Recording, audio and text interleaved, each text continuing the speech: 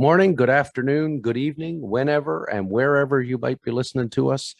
You have landed on the Guambai Podcast. Guambai Podcast brought to you by the Dildo Brewing Company and Museum in beautiful downtown Dildo, home of the Dildo sign and home of some fantastic beer.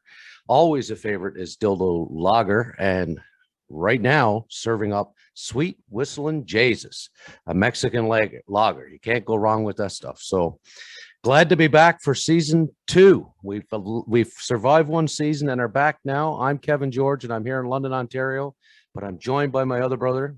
Darryl here in White Way, Newfoundland and Labrador. Tropical Newfoundland and Labrador this summer.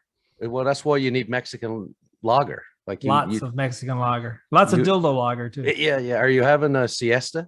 Like, I mean, do you get to dildo and Mexico nowadays? Same thing. Same thing, right? It's just the same thing. That's right. Well, this is exciting for us because we just at the beginning of the summer wrapped our season 1, and we've had a break over the summer. But we had some great guests through season 1, and pretty pleased that people actually listen to us. Hey, Darryl? Oh God, yes, amazing guests. As I said many, many times, I can't believe these people agreed to come on and speak with us. But why? Why would you do that?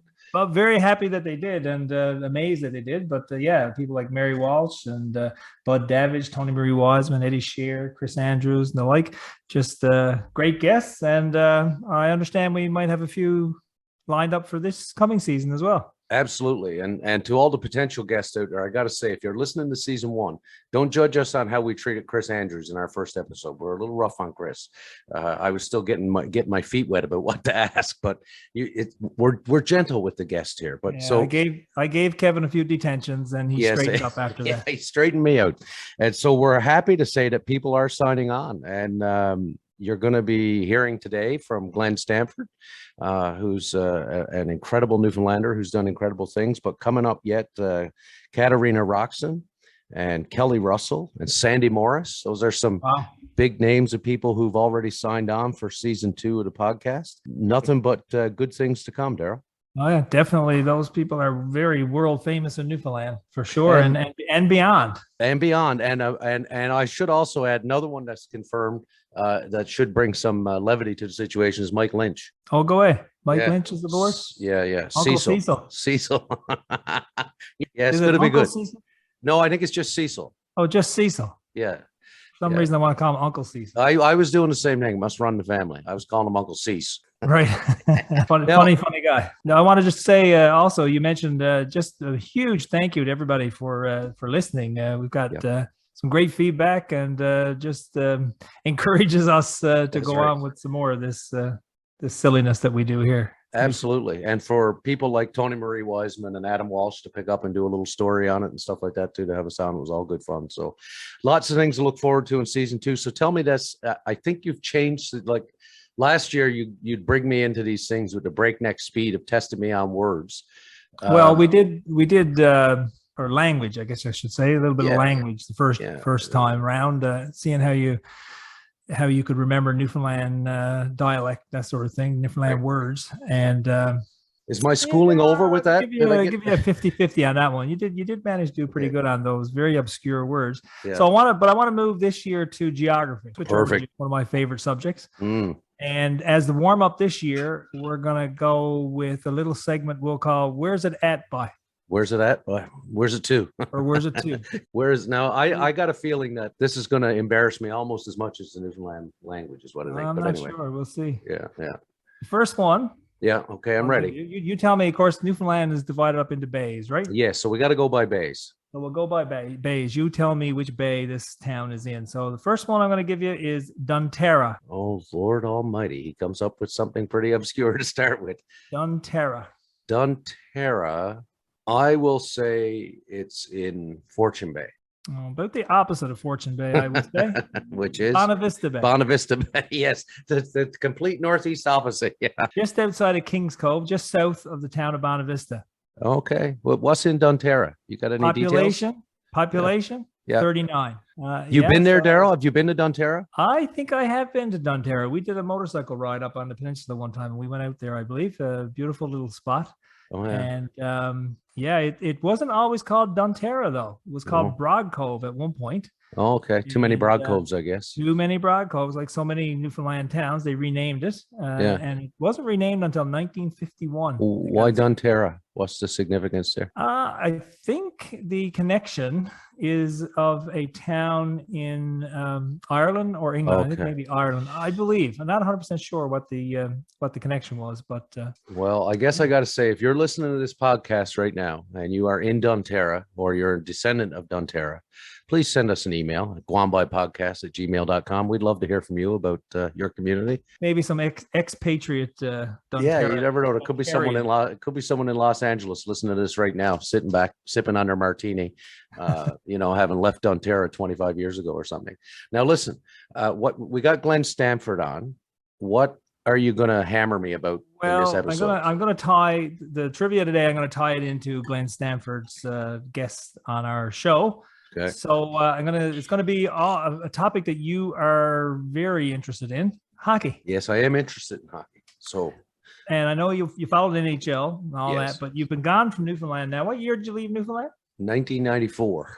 94. Okay. So you've missed all of the trivia I'm going to give you today. All the professional hockey in Newfoundland happened after I left. The topic is professional hockey in Newfoundland, and most of it happened after you were gone. So we're going to see how you perfect from afar. This should be fun. Yeah, now, I say Newfoundland, but of course, all of it is located in St. John's, and it started with the St. John's Maple Leafs, the baby Leafs they used to be called. The baby Leafs, yeah. Yeah, so our special guest today, of course, was Vice President of Hockey Operations with the Leafs, Glenn Stanford. So, Kevin, the Leafs AHL franchise was established in Moncton, New Brunswick in 1978 as the New Brunswick Hawks, where they played until 1982. Here's the first trivia question for you. Okay. Which of the following cities did the AHL Leafs not play in before they came to St. John's? Okay. So which one did they not play in? Okay. Was it St. Catharines, Ontario? Was it Newmarket, Ontario? Or was it North York, Ontario? St. Catharines. No, I'm sorry. It was St. Catharines Saints. So it was North York. And it was the Newmarket Saints. Yes. But the correct answer is North York. They were never in North York. I knew they were in Newmarket, but I wouldn't have known about the other two. Next question then, that kind of follows from that. What year did the Leafs play their first season in St. John's? Do I get multiple guesses? You just take a stab at it first, and then I'll give you two choices. I will say, feel like it could have been 94. I never ever did get to go down to any of that because I was gone. So it's had to be after 94. Maybe 97, 95, something like that. No, I think you might have been a little busy instead of not being able to go down to it. Probably busy with school. So I'll give you two choices. Was it 1990 or 1991? I'll say 91. I just can't believe it would have been that early, but yeah, 1991, October 19th of 1991. I probably wouldn't go because it was the Leafs. Probably that, and you were probably poor student. Yeah. Where was I going to get money to go to Memorial Stadium? Buy chips. Well, you're not going to know the answer to this one either, but I'll give you a little hint. Might have been a reason why you should have gone. Yeah. What team probably would have been hard getting a ticket though. What team did the Leafs play in their very first ever AHL game? Was it the Fredericton Canadiens, Cape Breton Oilers, Moncton Hawks, or Halifax Citadels? No, it would have been the Canadiens. It was the Fredericton Canadiens, correct.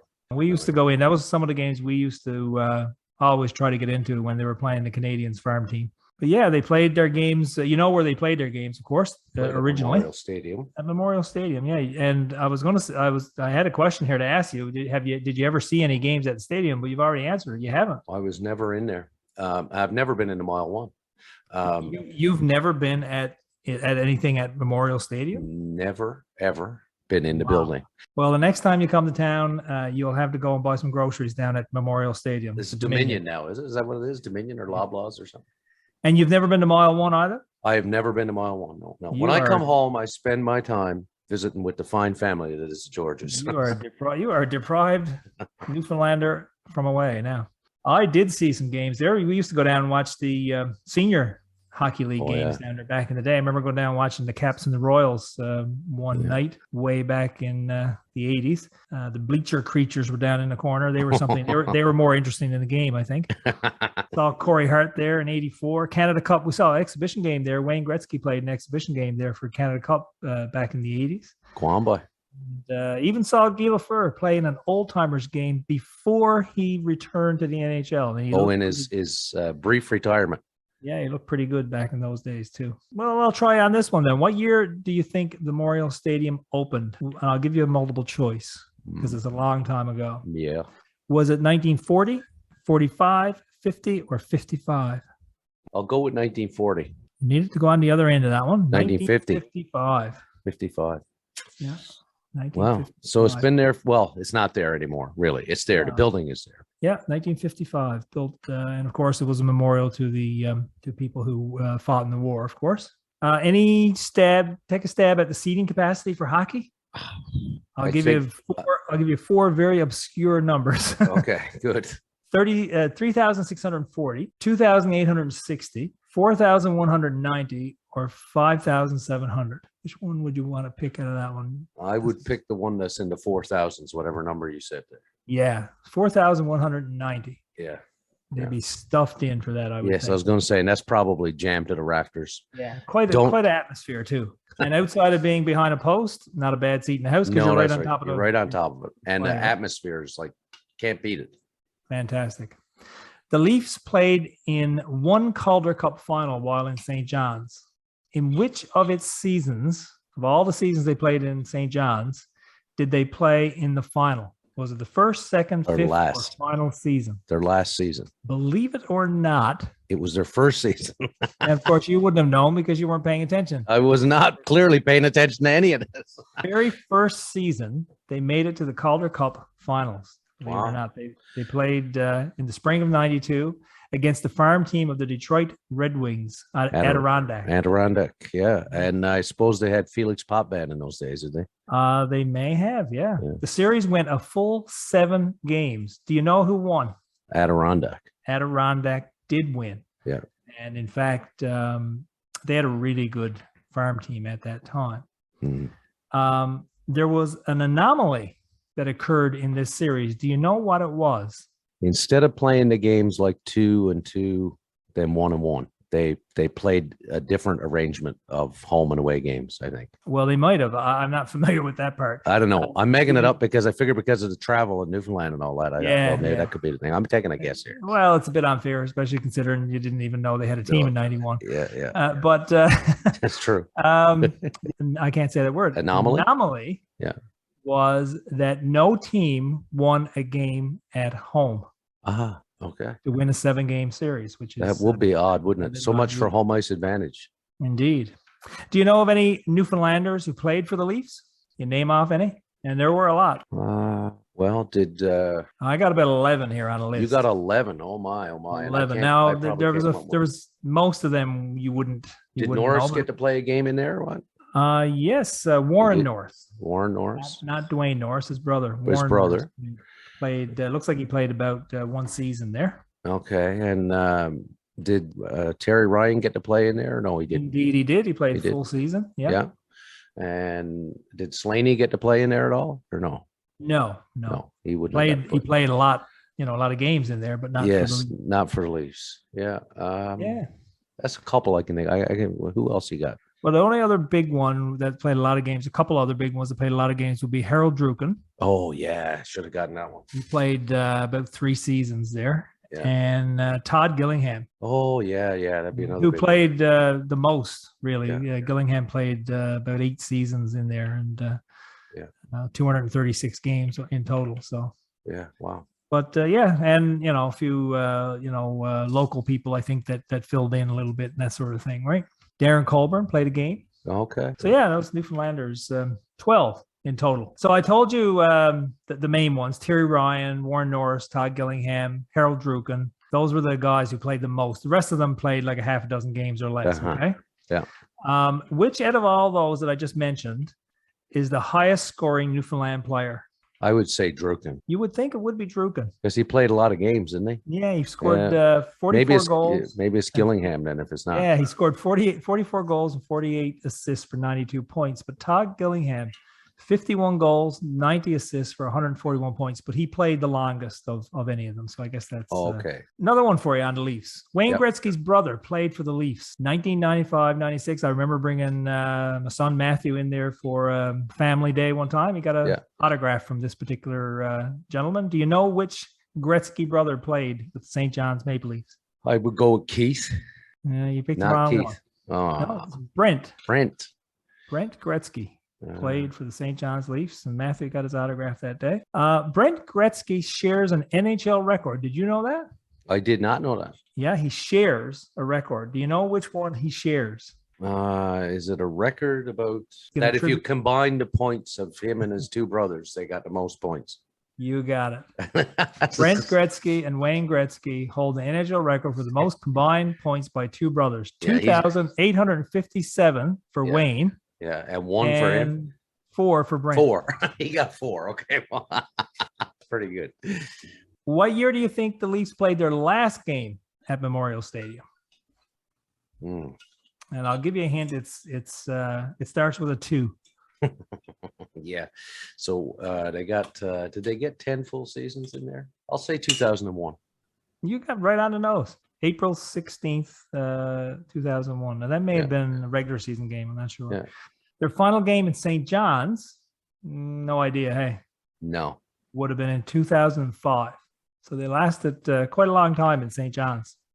So do you know the next professional? We had a junior team for a little while, but do you know the next professional team that we had in St. John's after the St. John's Maple Leafs? Yeah. No. Yeah. Just before you get onto that, do you know who the first player coach was for the St. John's Maple Leafs? I do. Who is it? I think it might have been a question later on for you. Oh, is it? Okay. All right. We'll come But I back to don't that. know. No. So I do. Yeah. The first player coach was Joel Quinville. That's right. So what's the name of the second professional hockey team that came to St. John's? Do you know that? A second professional hockey team would have been the St. John's IceCaps. Correct. Yes. They played their first regular season game at Mile One Stadium on October the 11th, 2011. Mm. The team transferred from another city in Canada. Mm-hmm. Can you name the city? Yeah. Manitoba. From Winnipeg. Winnipeg, I mean to say. Yeah. Yes. They were Manitoba Moose. They were called the Manitoba Moose. Right on. Yeah. Perfect. Do you know? So they had to come up with a name for the team when they moved to St. John's. Yeah. Do you know one of the reasons why Moose was ruled out as a nickname for the new team? Because a lot of moose in Newfoundland. Yeah, it would have been a good name. Or you go with the Newfoundland Moose. They would have ruled out Moose because would have been too traumatic for people with their car accidents. Right again. Yeah. So we're coming into you're back on track here now with the IceCaps. Oh, yes. I'm at least about 30% now. The comeback is on. Yeah, the comeback is because on. of the number of road accidents in Newfoundland, they ruled it out because of the negative connotations involved with that for sure. Do you know who the owner of the St. John's IceCaps franchise was? I thought it was Danny Williams, but it was Danny Williams indeed. Yeah. The Winnipeg Jets affiliated IceCaps played their last game on April the 18th, 2015. For the next year, the IceCaps, or the next couple of years, really, the IceCaps became affiliated with another NHL team. Do you know what team they became affiliated with? The Montreal Canadiens. Les Canadiens de Montréal, yeah. Do you know where that team transferred from? They transferred from Hamilton. They did. The Bulldogs. Some notable players that played for the IceCaps over the years. You might know a few of them. Jason King. Yeah. Newfoundlander. Adam Pardy, another Newfoundlander. Yes, another Newfoundlander. Yeah. Adam Lowry. Okay. Yes. Yeah. Yeah. Ben Sherratt. Yes. Michael Hutchison. Yeah. Joel Armia. Oh yeah. Joel Remember him Armia. with the Canadians? Yeah. Still playing. And Connor Hellebuck. Oh yes, great goaltender. Yeah, watched him play a few times for sure. You know who was big in there before they switched over to Montreal was also Scheifele played in there, didn't He may have. Yeah, I'm not sure. He may have played his first year. I'm not sure. I don't know if he played in there or if he went straight to the NHL, but may have played there for a little while. Yeah.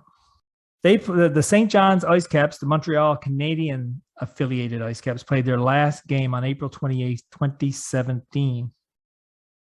And that was the end of that particular pro hockey era in St. John's. Change gears a little tiny bit for you. Okay. Do you know the name of the mascot for the Leafs, IceCaps, and Growlers? Buddy. Yes. And what's his full name? Oh, Buddy McPuffin. I don't know what is Buddy. It's Buddy something. Buddy Puffin. Buddy the Puffin. Buddy the Puffin. Buddy the Puffin. Do you know what jersey number he wears? Was it two zeros? No. No. What jersey number does he wear? The number has a significance. 49 of a year. 49. No, 2000 or what did he say to come? 1991. 91. He wore 91. Well, it was 92 for the year the Leafs began playing, but I guess it was 91, 92, right? Okay, yeah, all right. So the third iteration of professional hockey in St. John's, yes, is the most recent one. Yep. And this time, instead of the AHL, it's the ECHL. East Coast. The East Coast Hockey League officially approved St. John's for entry into the league on March 13, 2018, to begin the 2018-19 season. Among the names considered for the new franchise were Shamrocks, Storm, and Regiment. All good names. Yeah. The team announced its name as the Newfoundland Growlers on May 22nd. What is the name in reference to? You're giving me multiple guesses? I am not. Oh. Think about the I would say, Growlers. Think about their jersey. Yeah, no, I would say it has to do with the Newfoundland dog. Yes. And specifically a particular Newfoundland dog. Let's go back to the question about the shipwrecks and the dog that was busy saving people. Oh, yeah, that one would work too. It wasn't. Was that dog called Growler? No, the specific dog. It is the Newfoundland dog generally, but specifically the World War I mascot of the Royal Newfoundland Regiment, called Sable Chief. The name of the dog. Chief. Okay. Yeah, and of course they had a special jersey, I think, with respect to to the regiment and that sort of thing at one point. The Growlers finished the season, that very first season, in first place in their division with 94 points. They advanced to the playoffs in 2019. And they defeated the Toledo Walleye in 6 games to win the Kelly Cup. Did you know that? Yeah, I think I did know that. I didn't know it was the Walleye, but I did know that they won the Kelly Cup. By doing this, they accomplished 2 feats. First one was they were the first team since 89-90's Greensboro Monarchs to win the ECHL championship in an organization's first season of operation. Okay. What was the second feat that was a first when they won the cup? Well, I would say they were the first to win. Is there a team in the ECHL outside of the United States? Besides, I don't know. I really wouldn't know. I think you're on. I don't know of you're on another. The right track here. You're on the right track. I don't know of another ECHL team in Canada, so I'll say it was the first team outside of the US to win. Well done. It was the first Canadian team to win the Kelly Cup. There have been ECHL teams in Canada, but I guess they haven't won. Correct. Yeah. So pretty good, hey? Yeah. I might be at 35% now. Oh, I think I think you're above 50 by now. They also became the first ECHL team to have a woman as an assistant coach for a game in February of 2022, when this former national team female hockey player filled in for Kyle Wellwood behind the bench. Danielle Goyett. Danielle Goyett, it was. Made history. Now she's the director of player development with the Toronto Maple Leafs, I believe. Okay. Yeah. Not You're not talking about Haley Wickenheiser, are you? No. Okay. She's Haley Wickenheiser has a different title, but Goyett is in player. It's either player development. Yes, player development or something. Yes, I think Haley Wickenheiser is an assistant GM, isn't she? She's assistant GM. Yeah. Yeah. What was the name of the first coach of the Newfoundland Growlers? Ooh. I can give you a hint. Okay. The hint is he's a Newfoundlander, but the four choices. Oh yeah, he had to give up because of his concussions and all that stuff. Buddy who was in San Jose. Yeah, I think I can give it to you on that. I'm just pulling a blank here. I know this player. Ryan, is it Ryan? Ryan, yeah. Yeah, Ryan. Yeah. What's Ryan Clow. Clow. I was going to say Crow, but I knew it wasn't Crow. I'm like Ryan Clow, and he only coached part of the season, I think, didn't he? And he had to bow out of it. I think so. Yeah. Yeah. Sadly, yeah. So, I'll give you four players, four Newfoundland-born players. You tell me which one was the first player ever to sign a contract by the Newfoundland Growlers. Okay. Was it Marcus Power, James Melende, Tyler Boland, or Zach O'Brien? Now this is this is nothing, only a guess here. I'll say C. Tyler Boland. No, it was Marcus Power. Marcus Power, yes. But where's he First from? ever contract signed in AHL. Not sure where Marcus is from. Power, is he from up in Chapel Arm or something like that? I don't think so. No? Think so. No. I think all four of them play or had played for the Growlers, but Marcus Power was the first one signed. Yeah. What NHL teams, or team, I should say, are the Growlers affiliated with? Toronto Maple Leafs, correct. Yeah. Toronto. I guess we've come full circle. Yes, we're back to the Leafs again. You fellas, you can't get off of the Leafs in Newfoundland. Right on. So guess what, Kevin? What? That brings us to today, because that is professional hockey in St. John's, in Newfoundland. Yeah, Sean to go. She's rocking. The Newfoundland Growlers are our current team, and they're doing well. They had another good season last year. And Glenn Stanford, of course, is the president of the Growlers, and very happy to have him coming on. And it is time for World Famous in Newfoundland. And no doubt we got somebody with us today who is beyond world famous in Newfoundland, as I'm often led to say with these guests, Glenn Stanford. Welcome, Glenn. Well, thank you very much for inviting me. Darryl, tell us a bit about Glenn. Yeah, well, so we're really happy to have and welcome Glenn to our podcast. Thanks for coming on, Glenn. Glenn Stanford, for the few that don't know, is Governor and Chief Operating Officer of the Newfoundland Growlers in the ECHL. And prior to that, he served in that same capacity for the former St. John's IceCaps of the American Hockey League. Glenn is a two-time winner of the James C. Hendy Memorial Award, which is awarded to the AHL Executive of the Year. And of course, many people will know that I think at least two championships, I believe, Glenn. I think the Calder Cup with the Hamilton Bulldogs, as well as most recently the Kelly Cup with the Newfoundland Growlers. Am I correct in saying that? Well, and also maybe I missed one. Yeah, Kelly Cup with Idaho. Back in the same year that we won the Hamilton Bulldogs Cup. I'll explain that to you after. Yeah. Oh, cool. So certainly when you think of professional hockey in Newfoundland, you think of Glenn Stanford. Glenn has been a part of pretty much every professional hockey team here since 1992, because I think you were part of the St. John's Maple Leafs organization as well.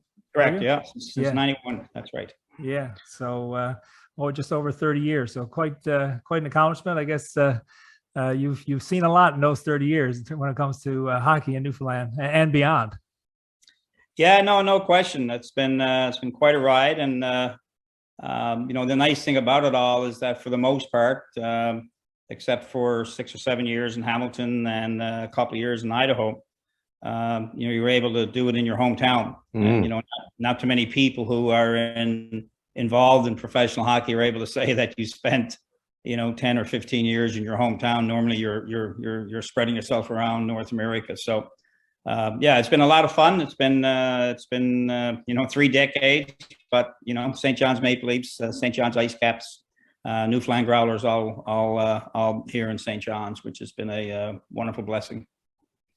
It's excellent. Now, what Darryl didn't say is that you're a first-rate golfer, because how we ended up with Glenn on here, of course, is Darryl ran into Glenn on the golf course. I think Glenn saw Darryl crawling through the woods looking for balls and said, "Hey, what are you doing?" So how did you make out on Pitcher's Pond that day, Glenn? You did good. Yeah, listen, we were right behind Darryl's group, and my wife is actually a much better golfer than I. She's a 17 handicap and a member of Ballyhaley. So wow. I shot, I think, 92 the first day. She shot 87, and then the next day it was kind of reversed. So I like to tell everybody that we tied, but in actual fact, she beat me by 1 stroke. So, but I haven't told anybody that she beat me by 1 stroke. I told everybody that we ended up with exactly the same score. Oh, well, that's out there now in the broad public with this. That's so it. I mean, yeah. Do you happen to know how Darryl did that day?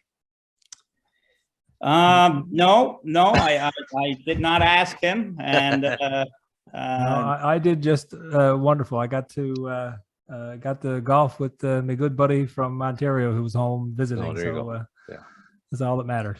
Yeah, he's not talking about the score. So no, score doesn't matter. Score doesn't matter. All right, listen. Speaking of scores, we're gonna now. I think the background is, though, to be honest, like we say on here, Glenn, that this is the podcast where the teacher schools the preacher, because I'm a preacher, he's a teacher, and I'm up until you coming on now. The previous bit is him questioning me, but I believe your background is a teacher. So maybe it's yeah. So maybe now today it's going to be the teacher schooling the teacher, because you're going to school Darryl. We'll see. We'll see. No All right. promise. Okay, so what I've got for you two fellows today is I got 5 categories. Okay, you're each going to get a question in each category. If you don't get it right, your opponent gets to take a crack at it. So here are the 5 categories to commit to your memory now. The first category, the St. John's Maple Leafs. Okay, so you might know a thing or two about that, Glenn. Golf courses, because of course you two met on the golf course. I felt we should throw in golf courses. Category 3 is who said it. Okay, so this will be quotes. You decide who said it. Sport Newfoundland Hall of Fame. Something that you know a thing or two about, Glenn, because you happen to be an inductee into the Sport Newfoundland Hall of Fame. And lastly, the NLTA, the Newfoundland and Labrador Teachers Association. So those are your 5 categories. How do you like those, Darryl? Oh, they're great categories. I can just imagine what question you're going to have for me on the NLTA. It's not going to be an easy one. Glenn, you're the guest, so you get to pick first. Which of those categories do you want to try out first? Well, let me go with. I can't go with the easy ones. Let me go with NLTA. Okay, well, let's get that out of the way right away. Okay, so the NLTA for Glenn. Glenn, this president of the then NTA, as it was called before they changed the name to incorporate Labrador, of course, this president of the then NTA from 1985 to 87 went on to great heights. Among his achievements, among his more interesting achievements, was getting temporarily banned from the Capital Hyundai Arena on Pennywell Road. This came after he made negative comments about the former chair of Nalcor's board of directors, Ken Marshall, who had been involved in a little bit of a scandal around payments. Steve Marshall is the operator of the rink, is Ken's brother, and he made a decision following those comments. Which former president of the NLTA got himself in that hot water? Roger Grimes. Oh, he's right for the win. What was Roger's nickname? What was it they used to call him? Did he have a hockey nickname or something? Yeah, he did actually. I was actually with Roger a couple of weeks ago. But you're right. I do forget it. He played hockey out in Grand Falls.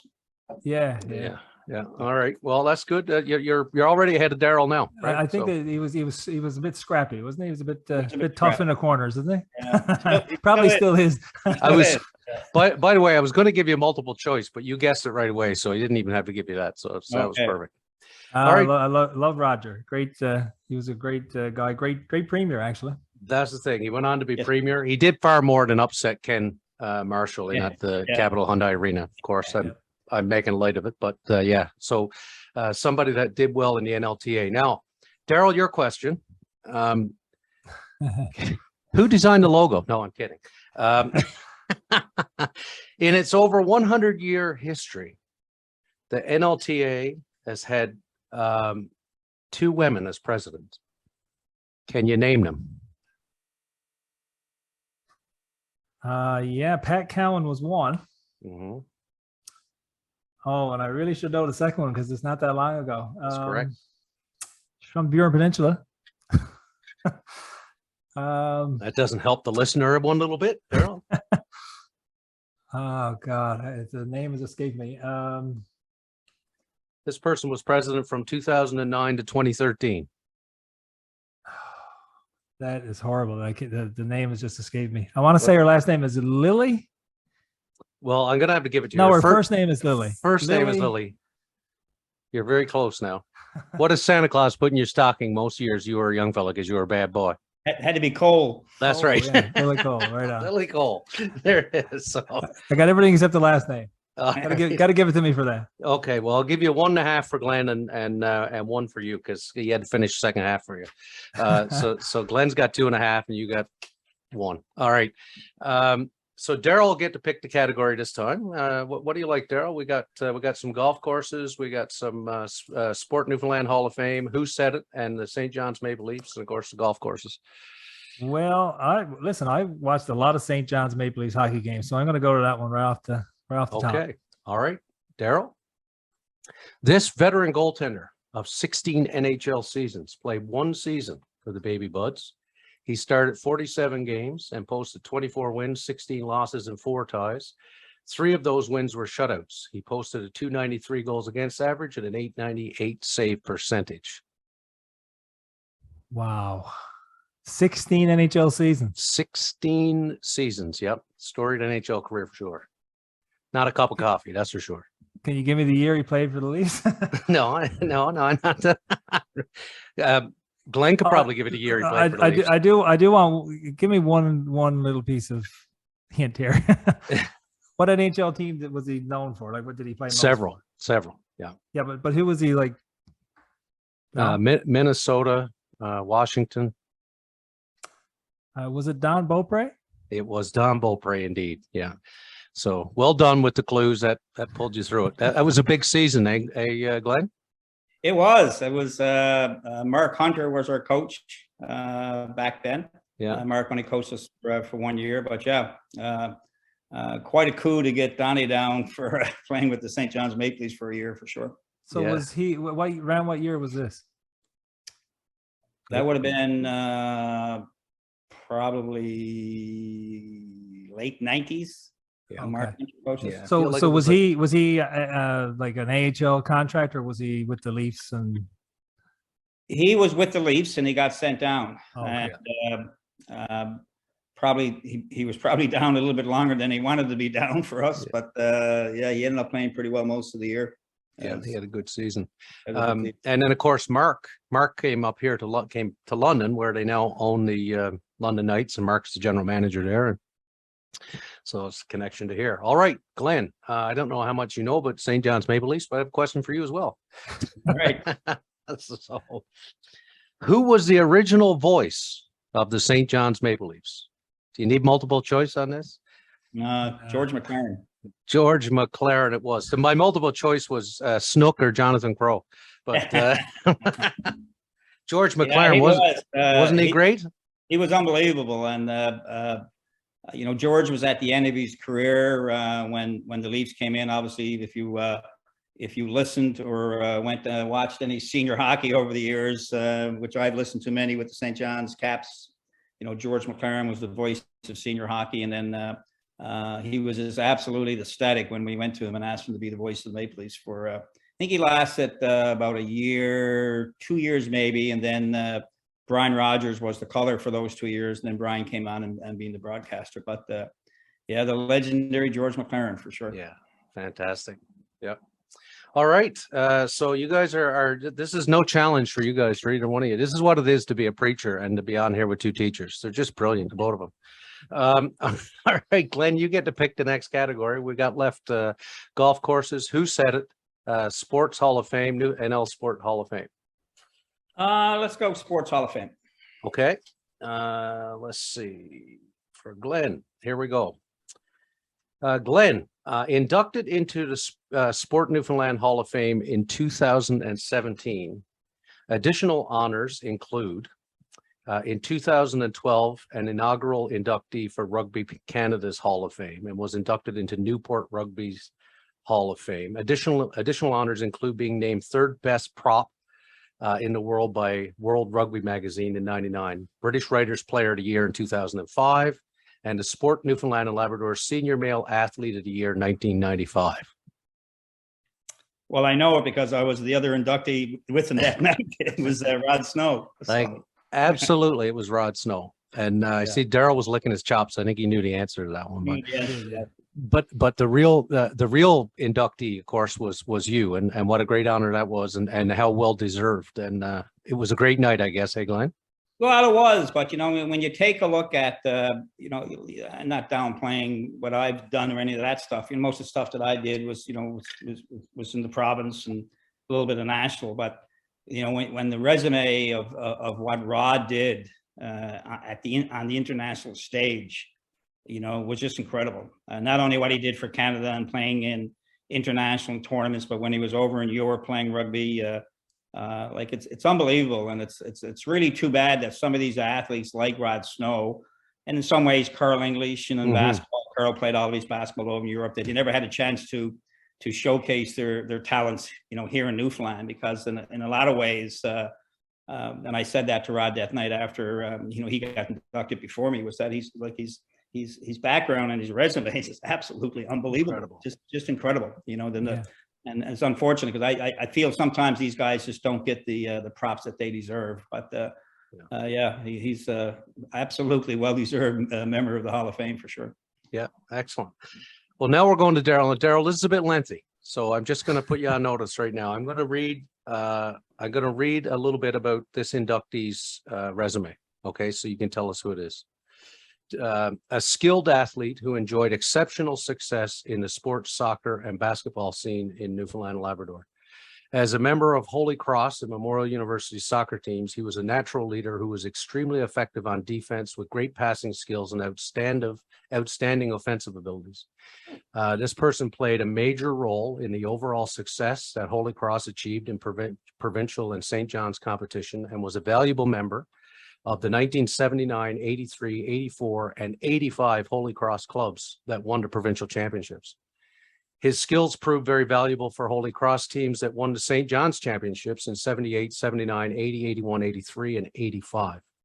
This person was also a very valuable member of the Memorial University male varsity soccer team in 1979 and 80. Also excelled at basketball during a 20-year career overflowing with team and personal achievements, making him one of the most outstanding basketball players produced within Newfoundland and Labrador. Due to his great ball handling skills and an impressive knowledge of the game, he was able to successfully compete at the university and national levels from 1977 to 1980. This inductee was captain of the Memorial University varsity basketball team, winning MVP selection at the provincial and Atlantic tournaments. Okay. I struck out completely on the soccer part. I wouldn't even be able to give you a name. But when you talked about the basketball piece, the only name of that era that comes to my mind, and I'm not sure of his first name, Glenn Normore, is it? No, you were close, though. You got her first name right. Over to Glenn. Do you know who this person is? Yeah, I got a pretty good idea, actually. Yeah. It's probably Glenn, but it's the guy that played with Glenn Normore. That's right. Glenn Stanford. Oh, really? What I didn't read was what he went on to do as an executive in the hockey world. You got me on that one. Sorry, Glenn. That's totally unfair. Well, I know, but listen, I played with Glenn Normore, and I played with Glenn at the university level. And when we came second in Canada, we lost the junior national finals in '78 by 1 point to Ontario. Wow. And Glenn Normore, and you're right, Darryl, Glenn Normore during that era was unbelievable. He was the MVP, top scorer, and first team All-Star from that tournament. So, and also a teacher, I might add. And also a teacher. And a really fantastic teacher at that. Now, did he spell his name with one N or two? No, he spelled it with one. So the Catholics spell it with two, and then the Anglican spell it with one. No, I'm just kidding. Just kidding. He spelled it with one, and I spelled it with two. All right. Cool. Well, so I think that the reason I put the question in there the way it is, like, well, first of all, I knew it might trip up Darryl, which I like, but beyond that is I think a lot of people think of all the stuff you've done as an executive, Glenn, but your history in sport in this province, again, going back to something you said earlier about people who don't get their props because it doesn't necessarily get out there. You were quite an accomplished athlete yourself and did a lot in this province before you ever got into the executive game. Yeah, that's for sure. I mean, I never did play hockey at any level. And, my good friends, Billy Breen, who, wonderful soccer player, he's inducted into the Soccer Hall of Fame. He's inducted into the Hockey Hall of Fame. He's won national soccer tournaments. He's won an Allen Cup. Yeah. When I got inducted into the Hockey Hall of Fame as a builder sometime back, the first phone call I got was from Billy Breen saying, "Don't tell me they're inducting you into the Hockey Hall of Fame."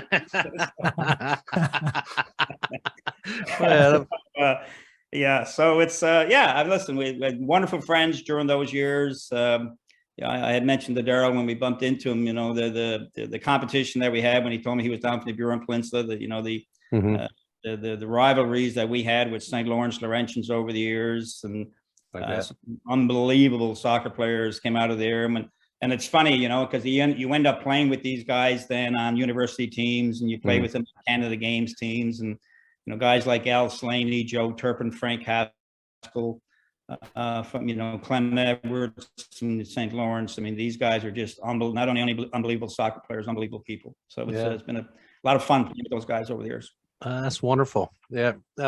All right, Darryl, you're going to get to pick now the categories that are left. We're back to Who Said It and golf courses. Well, let's go with Who Said It. All right. Who said it, Darryl? Who said it? This is the quote. Pay attention. Now you've got to give Glenn one of my quotes. See if he knows I got to give Glenn one of your quotes. Yeah. There's many quotes I could give him of stuff you said to me, but it's not fit for human consumption. All right, Darryl. Word spread. This is the quote. Word spread that if you come to St. John's, you're going to be well taken care of. The fans are going to support the team. There'll be good coaches and developmental opportunities with the Toronto Maple Leafs. And that attracted players to come here. Fans began treating the come from away players like one of their own. And even though they might be from Ontario or from the States, didn't matter. When someone plays for the Newfoundland Growlers team, our fans treat them like one of our own and they take care of them. Oh, boy. I'll go with Bob Cole. No. Glenn, do you know who said that? Yeah, it might be the guy with two N's. Glenn Stanford. Oh, come on. These are totally unfair to you. I know. Killing me here. Yeah, I'm killing them today. That's it. Yeah. All right. Well, let's see if we can trip up Glenn then. This out of fairness. Okay, Glenn. Embarrassing me right in front of our guests there. Yeah. Well, let me tell you, you've embarrassed me more than once. So let's just put that aside. All right, Glenn. Who said this? I've given my heart and soul to the city and province. I've given to the PC party, to my colleagues in the cabinet and the caucus, but this will not affect my zeal or drive to do things for this province. This after being upset about something. This guy said, I've given my heart and soul to the city and province. I've given to the PC party, to my colleagues in the cabinet and caucus, but this will not affect my zeal or drive to do things. I think I'm calling foul on this one. I can give you multiple guesses if you like. I think it's Danny. Darryl? Is it Danny? Oh, I think so. Yes, it is Danny. Yes. I think Danny was a little miffed because the province wouldn't chip in some money on a new arena. Yeah. Am I right on that, Glenn? No, I think it might have been the subsidy or something, was it? Yeah, I don't think I don't think Danny was too interested in the new arena because Mile 1 had just been built in 2000, so it was fairly new. Okay. Yeah. But it might have been the travel subsidy because it's been it's really been a sore point for professional sports here in Newfoundland since the Maple Leaf days, where we've got to pay the travel expense for teams coming in, which is quite substantial. I can imagine. And, when you take a look at the budgets of pro hockey teams here in St. John's over the years, the travel subsidy has really been upwards to $500,000-$700,000 a year.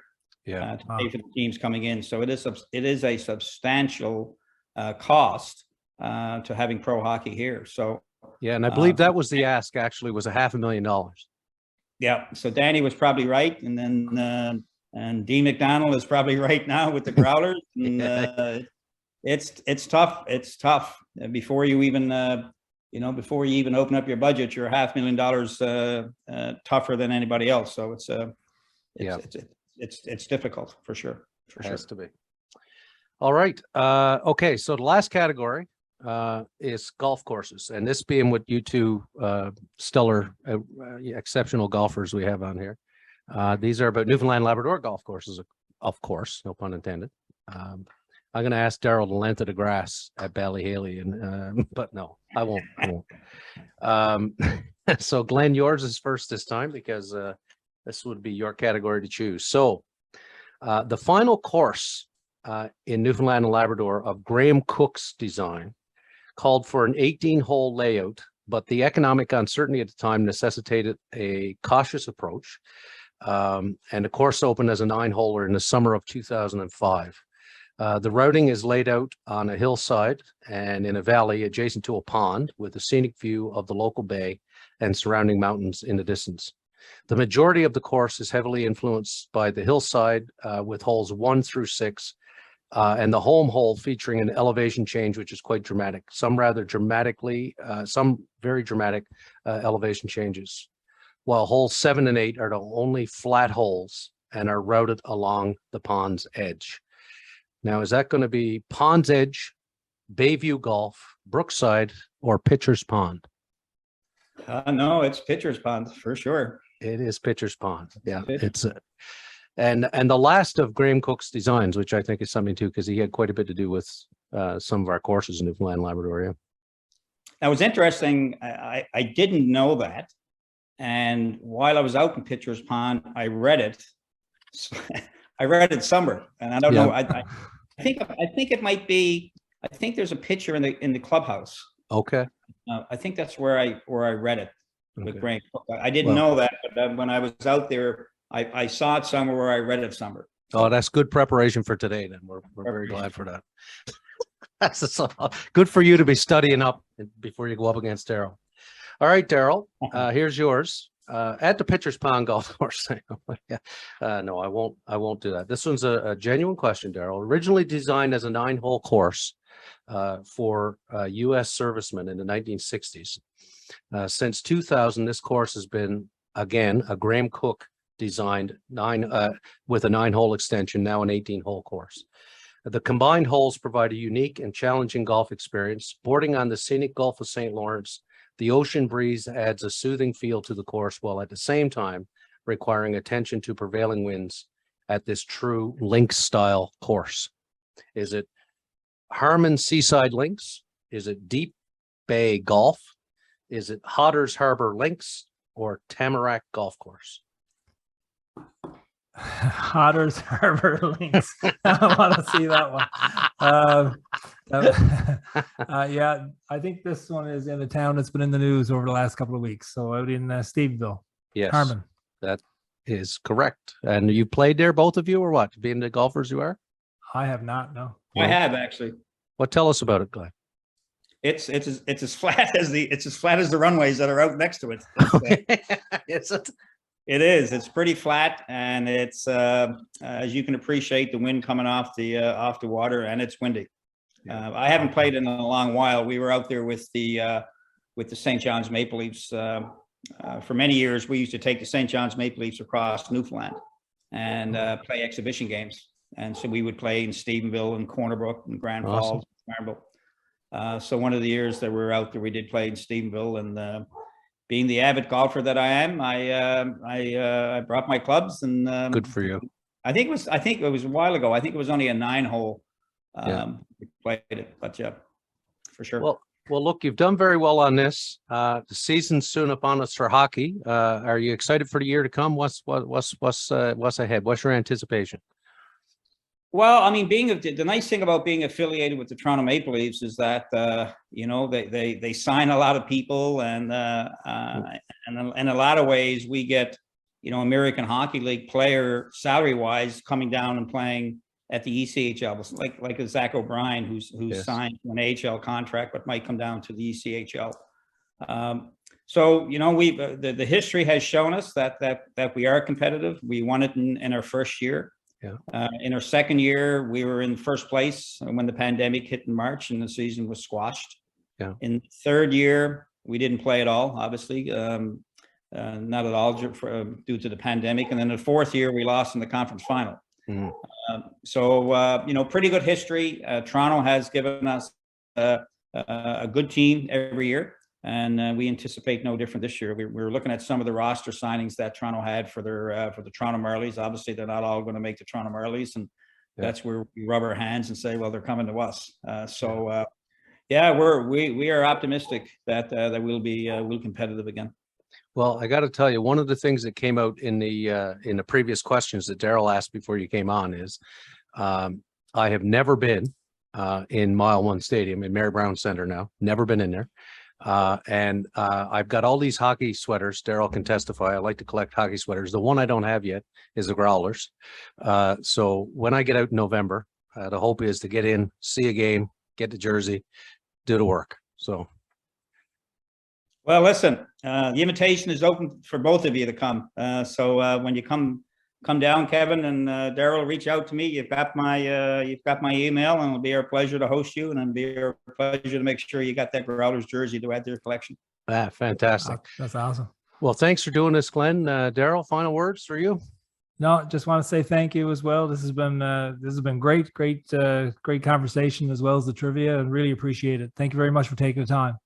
My pleasure, and glad I bumped into you down in Pitcher's Pond to be able to do this. So it's a lot of fun. I'll be watching every month to see who else you come on board with your trivia questions. Well, that's good. It's a good bit of fun, and congratulations to both of you. Thank you very much, Glenn. I'm just disappointed you didn't hit him in the back of the head with a golf ball, but anyway, that's another story. All right. My gosh, what a pleasure to have Glenn Stanford on, a real gentleman, and a legend in the business and hockey community in Newfoundland. He's done so much. And, well, when you think of hockey in Newfoundland, professional hockey in Newfoundland, you certainly think of Glenn Stanford. That's basically all there is to say about that. He is professional hockey in Newfoundland. Now, did you get been there from the start, and is still there today, still there. Now, you got a lightning round. I have no doubt that you haven't gotten rid of that for season 2, have you? Absolutely not. Always got to do the lightning round. Going to always do it. Love the lightning round. Nice and fast. Yeah, quick. Bring it on. You do. No thinking here. Just what's the first answer that comes to your mind. Okay. So, and again, we're on the same theme, are we? Yeah, we're still going to do professional hockey in Newfoundland. 10 questions. 10 quick questions on professional hockey in Newfoundland. Here we go. All right. Ready? 10 questions. Start the clock. How many seasons in total did the St. John's Maple Leafs play in St. John's? 10. 14. Oh. This Stanley Cup winning coach was the first coach of the St. John's Maple Leafs. Joel Quenneville. Mark Crawford. This Stanley Cup winning coach was the assistant coach for the Maple Leafs. Joel Quenneville is right. Yes, Felix Potvin was the starting goalie for the Leafs in their first year in St. John's. What was his nickname? A cat. It was. What was the nickname of the original St. John's IceCaps franchise when they were located in Manitoba? The Manitoba Moose. At the end of their tenure in St. John's, the IceCaps were affiliated with the Montreal Canadiens. Do you know how many years they were the Habs farm team? 2. What other Newfoundlander besides Ryan Clough was a coach on the Growlers coaching staff during the inaugural 2018-19 season? Darryl Williams. Correct. Chris Abbott passed away earlier this year. He worked for the Leafs, IceCaps, and Growlers. What role did he have with each organization? Buddy the Puffin. He was indeed. The NL Growlers are owned by Deacon Sports and Entertainment. What St. John's businessman owns this company? I think it's Dean Campbell. Dean McDonald. McDonald. Half points for that one. Yeah. In what arena does the Newfoundland Growlers play their home games? Well, it depends on if they're in a dispute, but I believe the Mary Brown Center.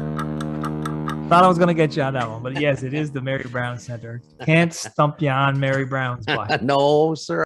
Well, that was a good lightning round. Anyway, we had a great episode today. Really thankful to Glenn Stanford. Really thankful to our friends at the Dildo Brewing Company for the sponsorship. Thankful to you, Darryl, for all the work to put these questions together. And thankful to all of you who listen to us and share our podcast with others. Follow us along on Twitter and Facebook. Tell your friends about us, and we look forward to getting back for another episode. Until then, there's really nothing left to say, Darryl, except Go on by.